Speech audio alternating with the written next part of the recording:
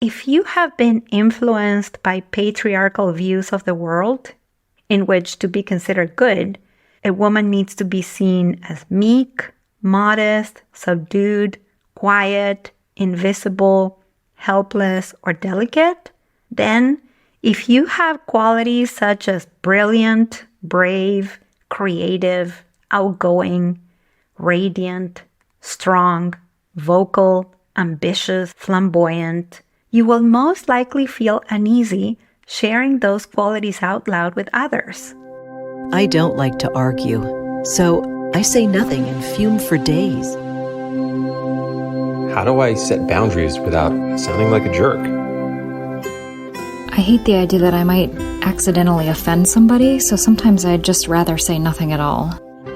Welcome to the Language Alchemy Podcast, and thank you for joining me today.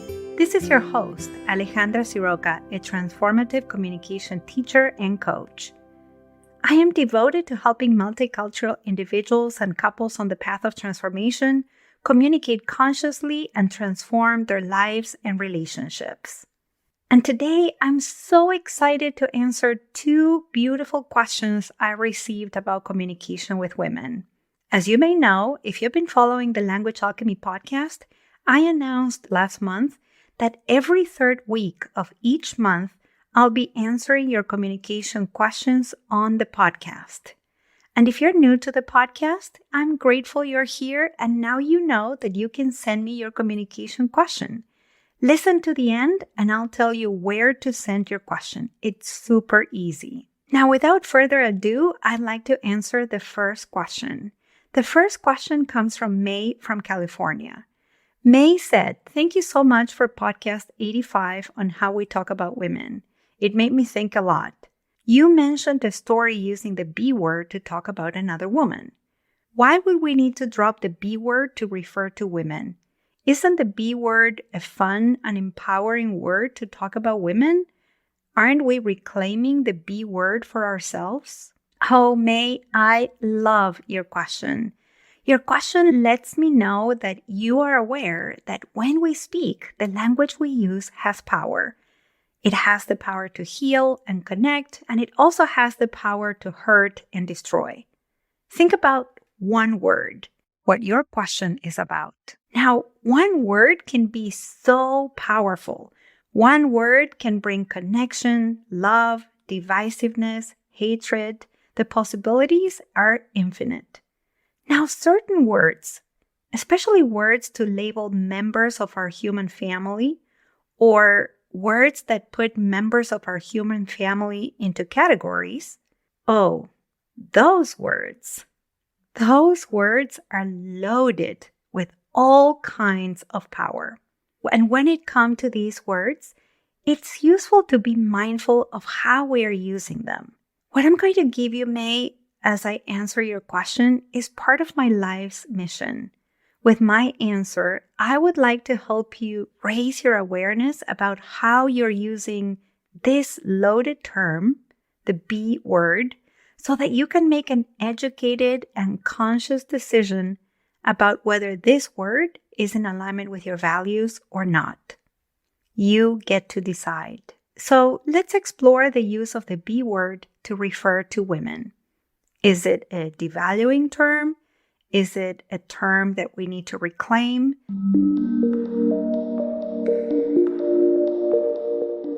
So let me first differentiate between fun term to reclaim, and a devaluing term. When we use fun words, we all relax. The giver and the receiver relax in the enjoyment of humor. When we use a term to reclaim, the term can only be reclaimed by the group who used it first to identify themselves with that term. And then that term was later used in a derogatory way. Now, what about a devaluing term? Well, let me share the characteristics that all devaluing terms have. First of all, devaluing terms usually describe a particular group of human beings as subhuman or as non-human animals. Devaluing terms have a negative connotation. They elicit disdain, contempt, disrespect, and the desire for disconnection from that group, as in, I don't want to be close or connected or associated with that group or that person from that group. And so because of the contempt, disrespect, and disdain, the person or the group of people who are receiving the term, they are not relaxed. In fact, devaluing terms are offensive, and they're intentionally used as an insult. They perpetuate a hierarchical paradigm in which some members of our human family are seen as superior and others as inferior. Devaluing terms allow those humans who are seen as superior to use these terms jokingly and to get away with disrespecting other precious humans without questioning the impact that the term has.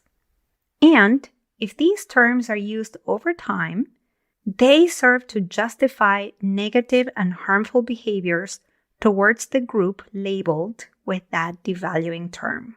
Now that you've heard about all the characteristics of devaluing terms, if you do a simple search on Merriam-Webster, the online dictionary, and you look for the definition of the B word, here's what you'll find. The B word, bitch, refers to the female of a dog or some other carnivorous mammal. It's also offensive and informal to refer to a malicious, spiteful, or overbearing woman. It's also informal and offensive, used as a generalized term of abuse and disparagement for a woman. And it is used to refer to something that is extremely difficult, objectionable, or unpleasant.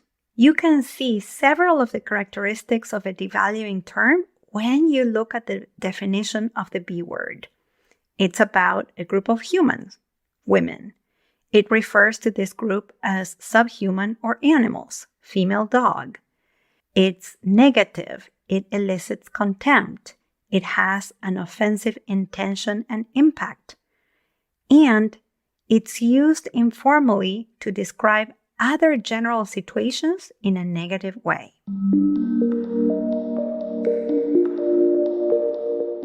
And now let's look at the history of this word.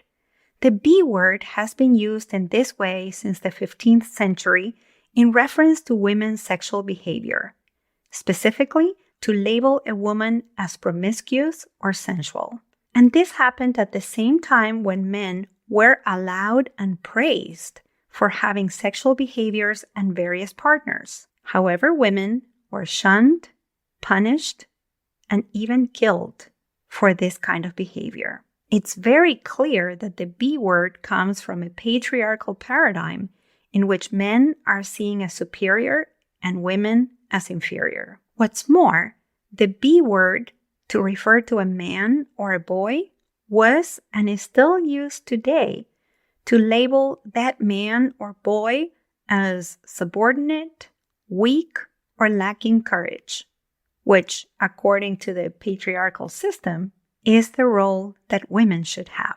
When we look at how we use that word today in our 21st century, we see that it's one of the most common curse words in the English language, as in son of a bee. The linguist Deborah Tannen wrote, and I quote, "Bitch is the most contemptible thing you can say about a woman." And yet, it's true, May. Many women are using the B word to refer to assertive, bold, and brave women.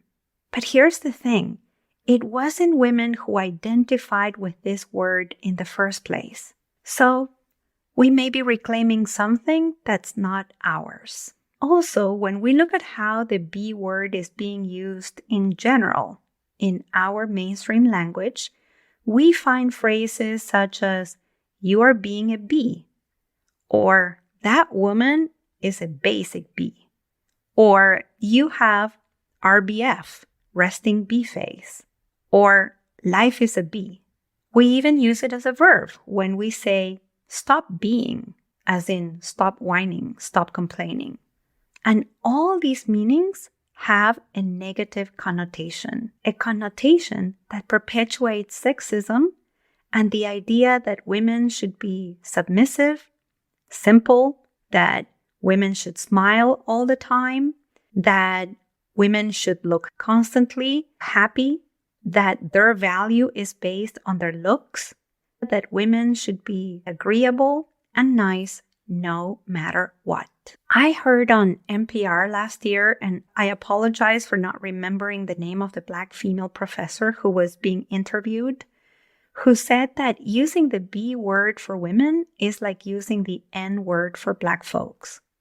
And she urged us to remove that word from our vocabulary. So, May, now that you have heard all this, I'm curious about your decision. Will you use the B word to refer to women? And how about you listening to this episode right now? Will you use it?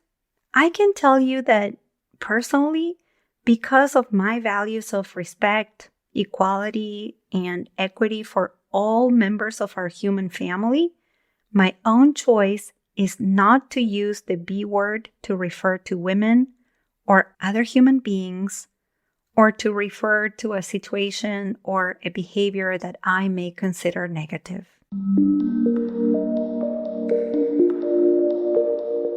And now let me address the second question.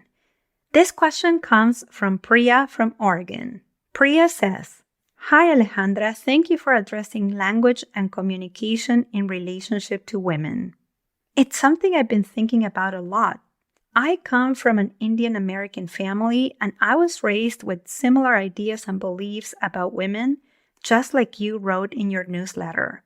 And something I started to notice recently is that when I talk about myself, my accomplishments, or my good qualities, I immediately downplay that. I know I feel very proud of my achievements or of who I am as a person. But why isn't that I can't seem to own my own accomplishments or my own good qualities when I talk to other people about myself?" Hi, Priya. Thank you so much for your question. And thank you for being on the newsletter. I love that you resonated with what I shared in the newsletter a couple of weeks ago. And for all listeners, I want to let you know that every Wednesday I send a newsletter with transformative communication tools that you can put into practice right away.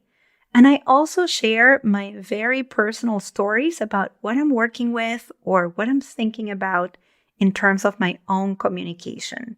If you're not on my mailing list, it's very easy to sign up. You just go to languagealchemy.com. Now, Priya, you said that you are aware that you grew up with many ideas and beliefs about women.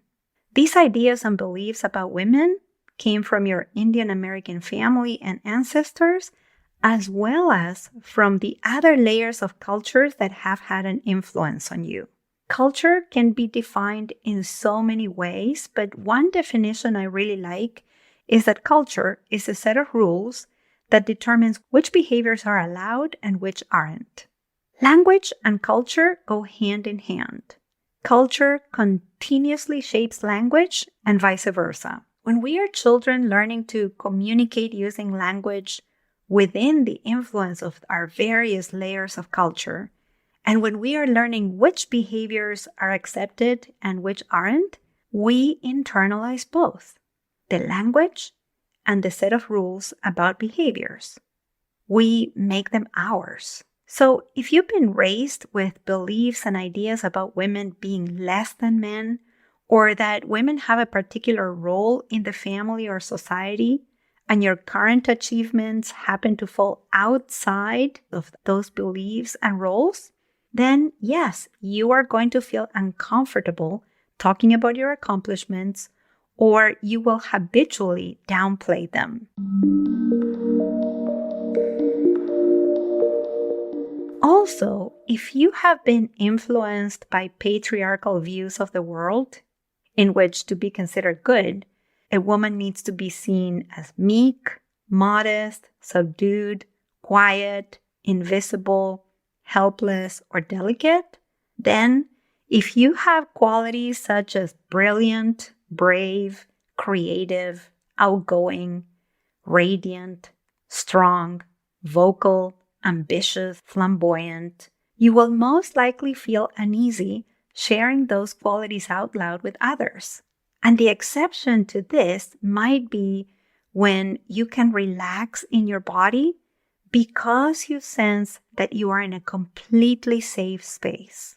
My suggestion to you is that you engage in compassionate inquiry to look into the messages that you've internalized and how they impact your communication. I think it would be very useful for you to uncover how these messages influence your communication in every relationship and in your personal as well as your professional life. And by the way, this is exactly what I do when I help women like you in our transformative communication coaching sessions. You have my information and you can reach out to me.